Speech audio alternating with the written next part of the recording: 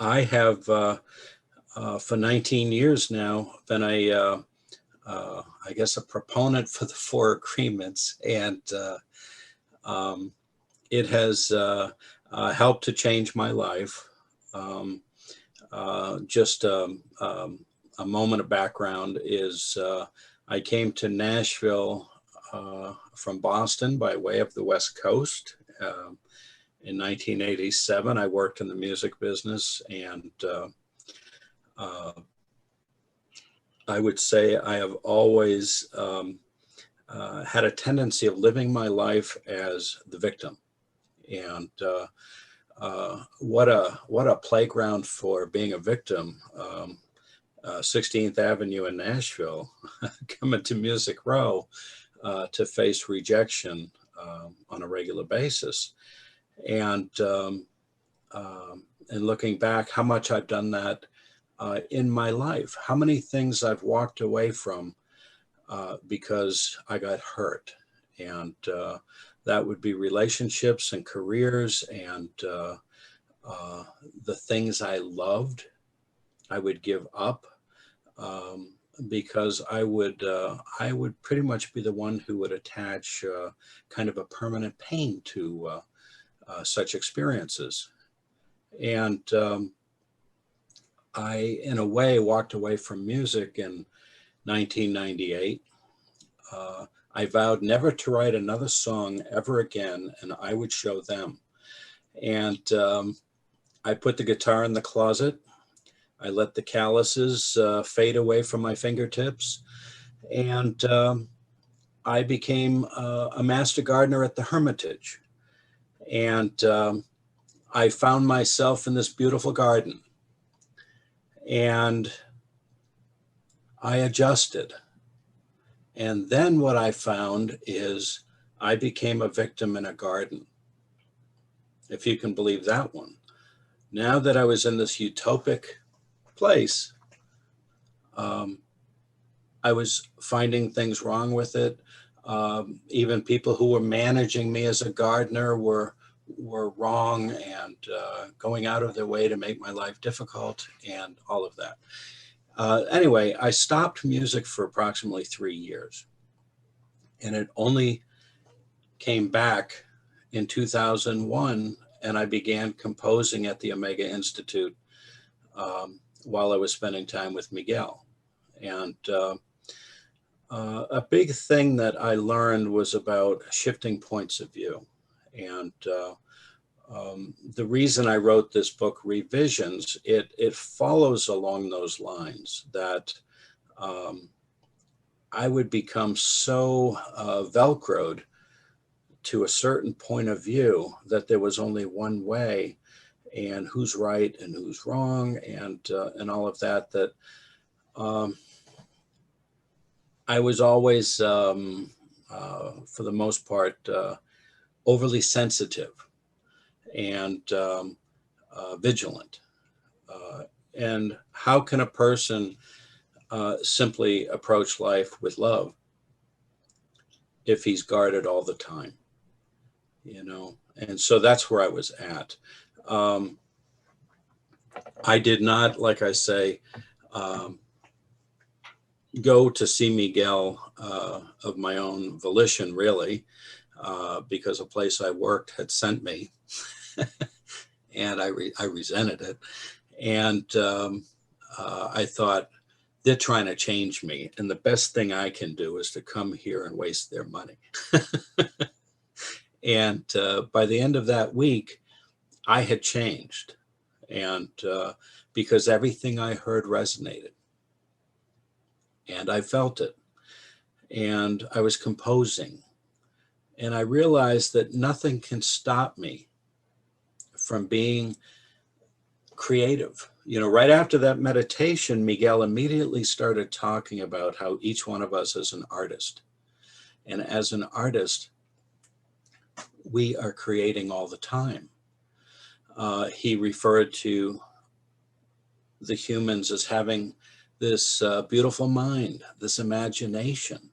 And so we do have the ability to create each day. And what will that be? You know, the biggest thing is that we have a mind that we could call a storyteller. And mine tells stories all the time. And sometimes those stories do not help me. Um, they are the ones that hold me back in life. And so, what I do now with training is try to root out what is not truth and replace it with truth, so that I have what Miguel would call, um, he said, living the dream of heaven on earth. You heard him in the meditation in his broken English. You know, he was from Mexico City. He speaks better English now, but um, he would say, "You don't have to, you don't have to die to go to heaven. You can have heaven now." And the idea was that heaven and hell were both in the mind. That I would make choices. And I have to make choices as I go through every day. Am I in heaven? Am I in hell? And my hell, my suffering, personal suffering, oftentimes comes from my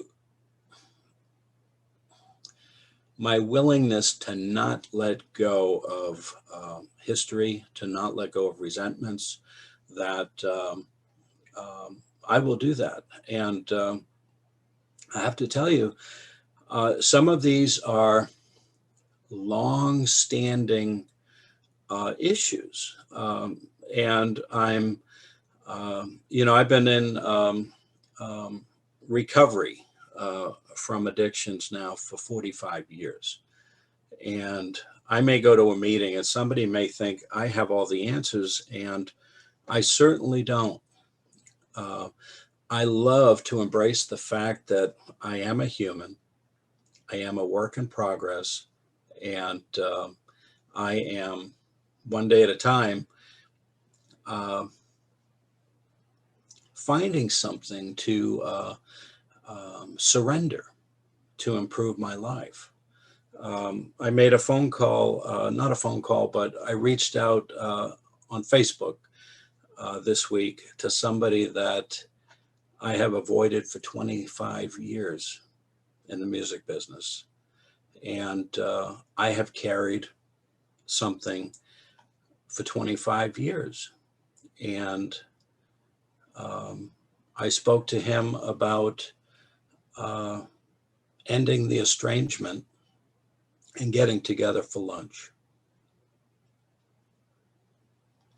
so that the two of us could talk about something that happened a long time ago and work through it and let go.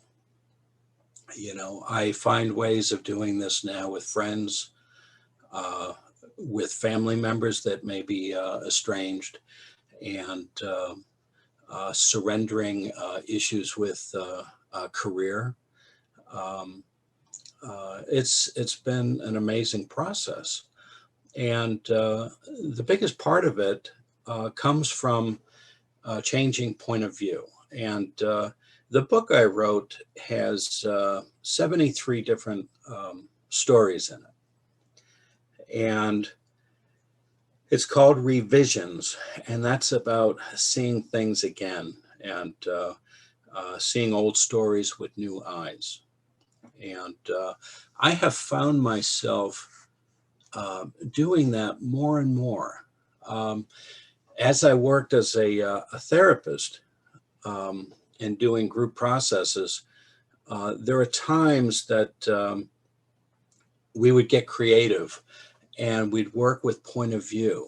My wife and I, when we were having coffee out on the porch early this morning, she said, I told her about that. And she said, that reminds me of the story of the elephant. I said, and what was that? And she said, well, 10 blind people stood around an elephant and they were all asked to put a hand on it and to describe what it was. and each one gave a different story of what it was. And another metaphor would be the people standing on 4 different street corners, and there's an accident, and they're all asked by the police, "What did you see?" And they all tell a different story. And what I have found is I do not have to be right. I do not have to play it that way, that everything is black and white. And I love the idea that based on what we perceive, we could all be right, because we're all filtering through our own minds and through our own experiences and our own stories. And so it doesn't mean that I have to expend my energy to correct others and make sure that they understand that I'm right. You know? So that has been helpful. In the therapeutic process, there are times that I could set up a little table that would represent an event, and maybe we'd put things on top of it, and there might be 4 chairs around the event. And I might say to the client, "Okay, who's in this chair? That's mom. Okay, what does she perceive?" And then the client tells that story. And then we come over here, and this is the big sister, and tells that story. They're all different. And then over here is your story. And then I might even go as far as saying, "Okay, now I want you to step back even further." And sometimes it may be in a concept of a higher power. At times we might even use the eagle and say, "Okay, now you're an eagle and you're flying over this event and you're looking down. What's your story?" And of course, that's one that's totally different too. And that one has absolutely no emotional attachment. You know, the other ones may have. But to be able to step back and possibly find a way to retell a story. For 37 years, I carried a story about a priest. And it became one way, so one way and so black and white. And I had convinced myself that that's 100% of the truth of that story. And I was in that little Catholic church in Germantown with, it happened to be a friend of Miguel Ruiz, and we just left Manel's on a Sunday, and we decided to go look at the artwork. And we went in, and this friend knelt down at the front of the church. And I thought, "Oh boy, here we go. How long is this going to take?" Because I certainly was not being a practicing Catholic. And I knelt down just to get off my feet. And then I realized while I was down there that I could do something productive. And I considered this priest from when I was 10 years old in the event. And I was able to be him for a moment. And maybe he did not understand what he had done. Maybe there was something else on his mind. Maybe. And that it meant that my story wasn't just a black and white story. And in that moment, after 37 years, I thought, you know, regardless of what the story is, I'm going to choose to forgive. And when I got up, I walked out of the church, I think, without walking on the ground. And I was so much lighter. The book, who is it, Tracy, that you have the book? I think it was Sally. Okay. I'm not sure. Let's see here if I can find it. She has her camera off. Okay. And yeah. Okay. Yeah, Oh, there she is. There's Sally. I was going to ask you, Sally, is there a story in there that you would want to read? I can read any story in here that you would like me to read. It's been a while now. I bought your book a couple years ago. I'd have to look at Amazon and see the date when I ordered it. And I did read it. It's been quite a while. My memory's not as sharp as it used to be. Okay. I did like the story Passions. There's several in here that are quite wonderful to me.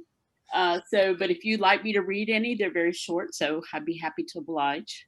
Okay. Can I tell you what? Can you read the one on page 14? Okay. And to preface that one, each story is on a different theme. And so with this one, I was looking at the idea that, some of us, this is based on the beliefs that are created through domestication when we're growing up. Big boys don't cry. Right? Right. We don't show weakness, all of that. And so this story is called The Tear. Okay, here it is, The Tear. Old story. It has risen from your depths and teeters in the corner of your eye, paused by your uncertainty. Mustering all your strength, you tug at this sign of weakness, but it is too late. Once released, you cannot will it back inside you. This tear is personal and was never to be shared. It represents your greatest sorrow, your deepest wound, and now you have betrayed yourself in a thoughtless moment of surrender, giving away what you vowed to keep always. The new story. This drop of water has lived 1,000,000 years. Over and over, it has risen to the sky and fallen to the earth. It has trickled from many eyes, soothed the brow of a leper, washed the feet of an apostle. It has carved the Grand Canyon and leapt from Angel Falls. And one day it merged with you for but a blink in the eye of the universe. It never belonged to you. It has always belonged to the world. Perhaps you think, with a spark of joy, this tear will next slake the thirst of the weary on the road to Santiago or Mecca. With love, you let it roll gracefully down your beautiful cheek and continue its journey. It has places to go. Wow. Thank you so much. Thank you, Sally. Thank you.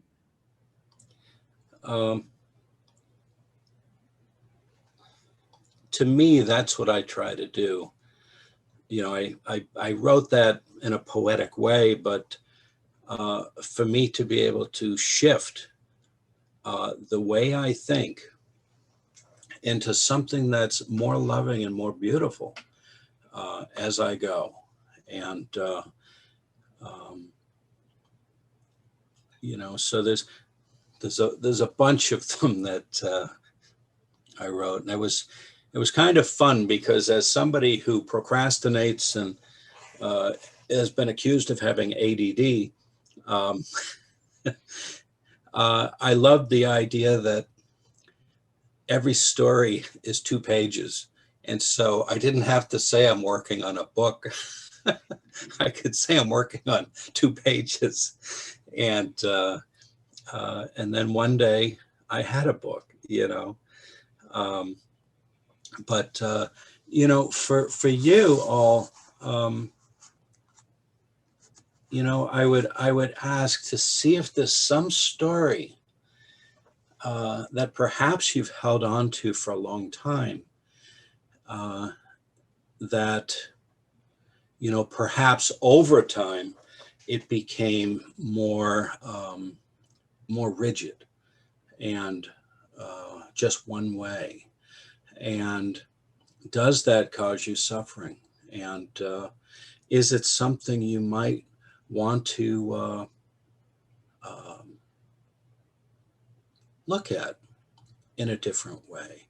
maybe by putting an object related to that old story someplace and sitting in a different place around it, and or picking up a pen and starting to write what might be a different story.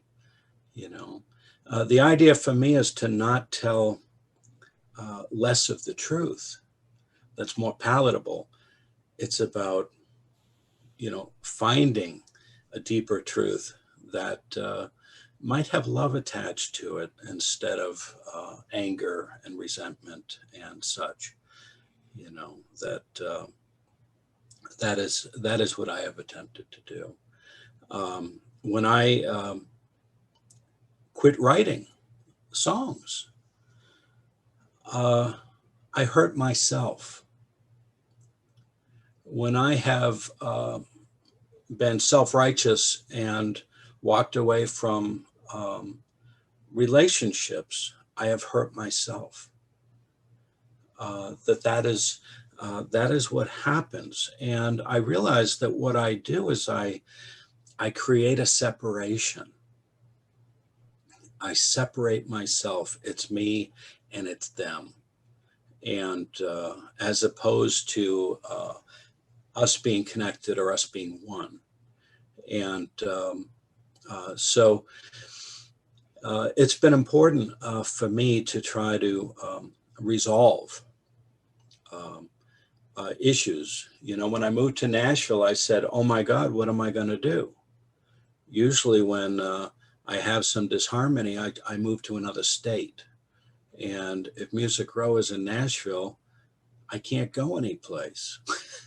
If I'm going to stay here, I think I'm probably going to have to resolve some stuff as I go.